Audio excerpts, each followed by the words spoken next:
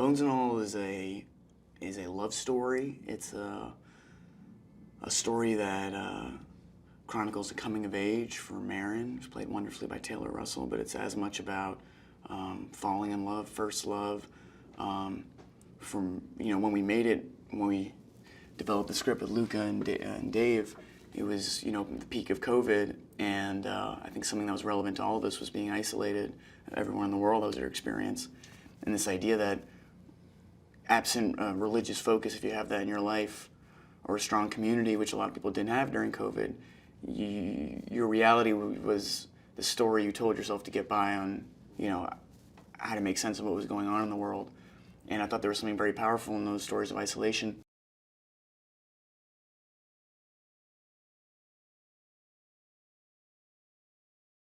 I felt that cannibalism, their eating condition, I felt was a strong metaphor for, either childhood trauma or addiction, or just carrying something that you can't quite make sense of or carry shame with.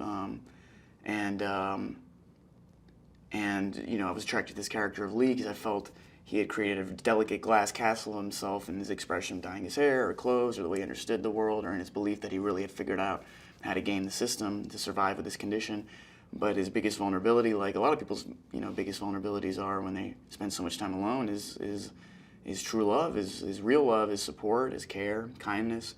So when he finds that with Marin, it's his greatest strength in many ways. It's the opening of the colors of the universe he has never gotten to experience, but it's also, without giving anything away, it's probably the hardest thing for him to go through, because in those moments where you're able to fall for someone else and you look more closely in the mirror, I think what he sees is terrifying.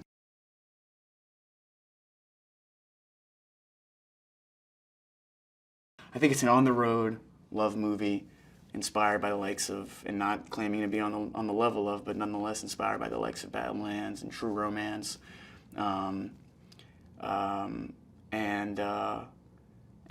so much of the modern twist because it takes place in the '80s, but maybe a modern sensibility of, the weight we carry now as a younger generation, and the sort of despair a lot of people live in with global warming, and there's a war in the world, there's post-pandemic, lots of stuff.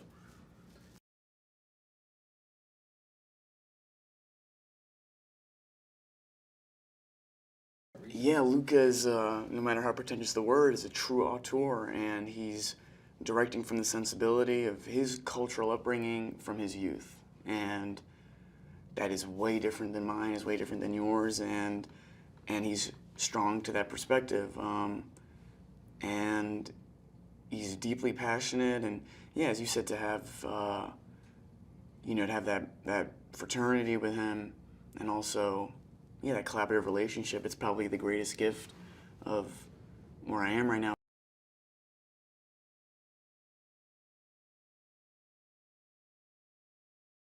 So Lee, we see him for the first time in a supermarket in Ohio, and Marin has been on the road for a couple of days alone for the first time, and she sees a recent mother being aggressed by a drunk man in a store. And Lee sees Marin see this happening, and see this happen rather, and he wants to step in, maybe make a good first impression.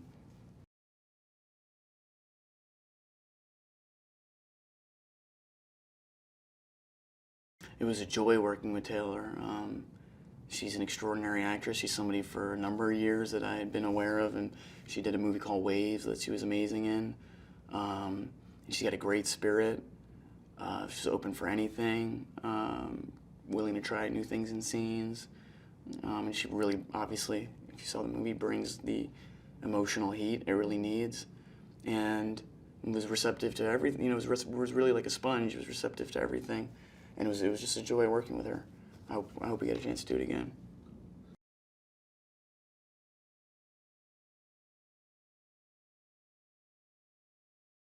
Yeah, well, they're both outsiders, and I think Lee's maybe self-stylized as an outsider being his identity, and to Marin it's new. And, similar to the way Michael Stuhlbarg's character addresses Lee, it's sort of a, how do you put it, like a house of cards that he's built for himself. So, though Marin doesn't consider herself an outsider, maybe perhaps for that very reason she's able to navigate it better, because Lee thinks he's supposed to have it all figured out.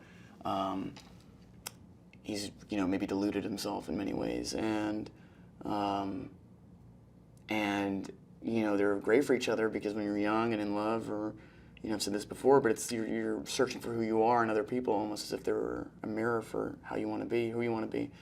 And I think it confirms great things for both of them, and I think particularly for Lee, it hurts in many ways too.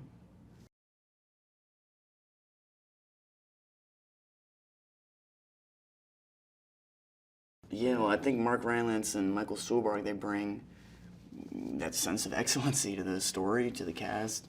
They're both, highly successful actors in film and TV and theater. They have a strong relationship amongst them as well.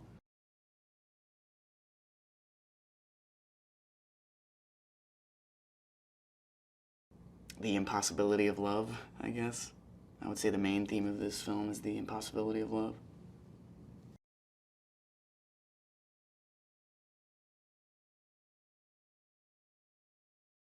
The cannibalism for me was a metaphor, as I said before, for some combination of childhood trauma or addiction, or the demons that people carry in life that they can't shake and that they can't forgive themselves for not shaking.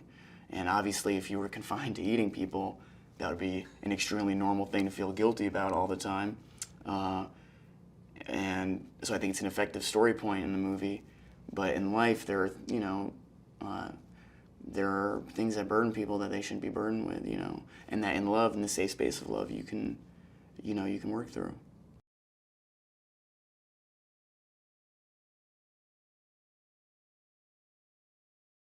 I think I'm most excited for audiences to experience, a story that sincerely is zigzagged and goes in whatever direction it wants to go based on the whims of Luca Guadagnino, and I think that's rare now.